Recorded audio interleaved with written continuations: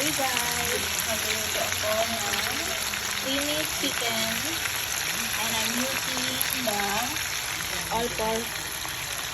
all-purpose cream, and then I'm going to add some mushroom with the pepper and of course green peas.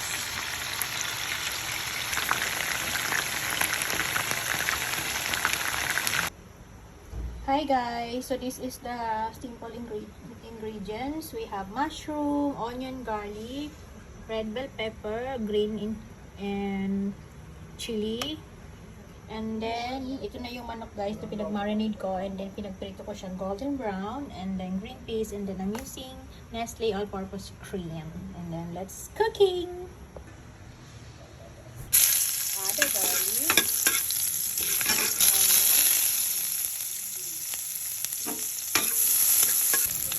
Mushroom.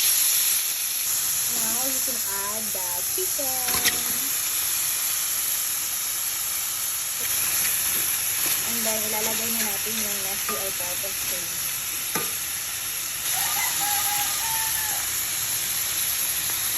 Yay! Smells so good.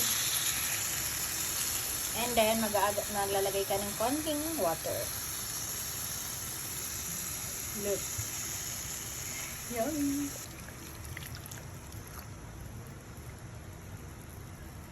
So, konting tubig lang guys. Ayan. We add some seasoning, black pepper,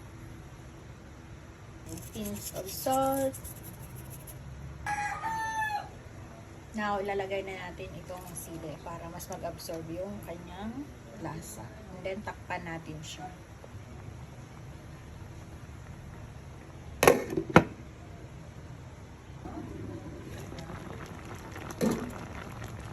Lalagay natin yung green peas.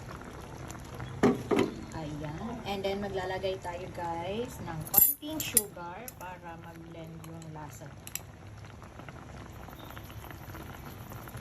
And that's it.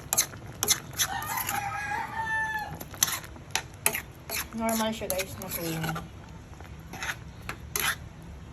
Pwede siyang lagyan carrots kasi wala ako, mushroom lang, and then green bell pepper. And takpan mo siya and simmer for a few minutes.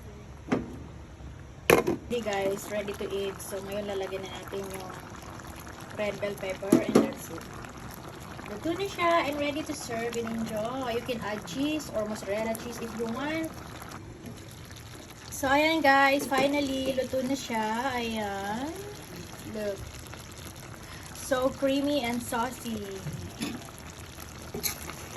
Oh my goodness, smells so good. So this is spicy guys. Hindi ko alam kung anong tawag dito, pero yun na yun. Meron siyang Nestle cream. Pwede siyang lagyan ng sitaw, malunggay, depends on or carrots, patatas, pwede naman. Anyway, that's it. Thanks for watching. Ooh la la, so yummy.